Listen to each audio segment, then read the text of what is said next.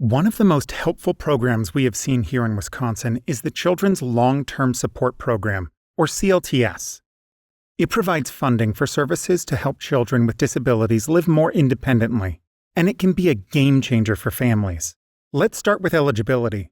To qualify for CLTS, your child must meet a few important requirements. First, your child must have a disability, like autism, that affects their ability to function in daily activities, and that disability must be expected to last more than a year.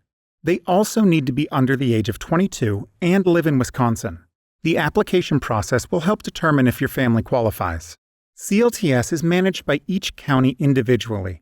To apply, contact your county's Human Services Department or visit the Wisconsin Department of Health Services website. A caseworker will help you with the process. We have a list of the different county telephone numbers in your resource guide. When you go into their offices, your child will be given a functional screening. It is a good idea to have documents like your child's medical records, their diagnosis, proof of income, and any recent assessments ready. Your screener will determine if your child has a physical disability, a developmental disability, or a social-emotional disability, based on the type of diagnosis the child's already received. Your child may have one or more disabilities. The questions that are asked will center around which type or types they have. For physical disabilities or a developmental disability like autism, the screener will be looking to see if your child has substantial limitations in daily living tasks.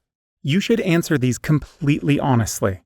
And this sometimes is difficult for parents because our children are not defined by their needs. Each child has so many unique strengths. We'd like to step aside for real talk here. Many parents struggle with this part.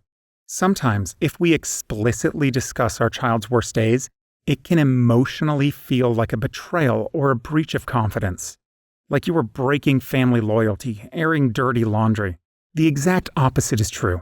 It is okay, and we strongly recommend that you are painfully honest and transparent about the details of the challenges your child faces, so that they can get the help they need. If the screener asks a question like, "Can they dress themselves?" do not think of your child on their best day, or think that putting on sweatpants, maybe backwards or inside out, means they can get dressed by themselves. You should more be asking this: can they put on any type of pants, button shirts correctly, tie shoes, etc., every day?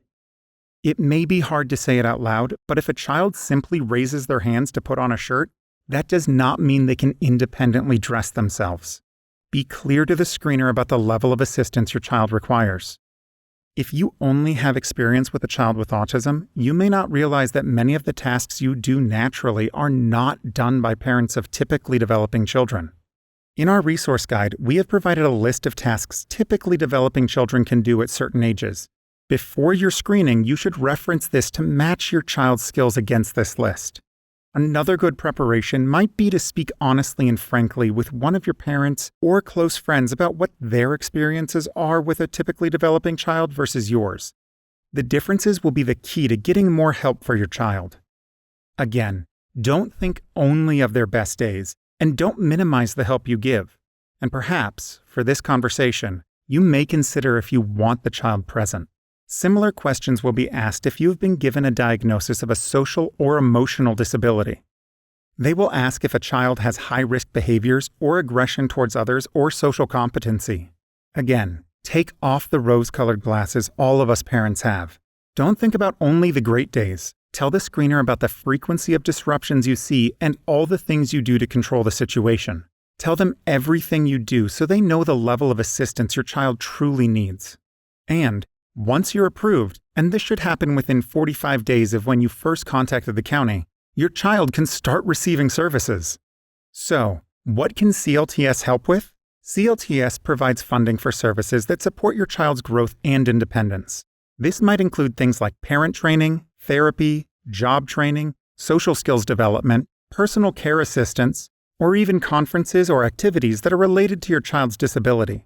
For those with significant disabilities, the program can also cover home modifications or help with transportation so your child can participate in everyday activities. We have included a more comprehensive list from the state in your resource guide. Every child is different, so the services you receive will be based on your child's specific needs.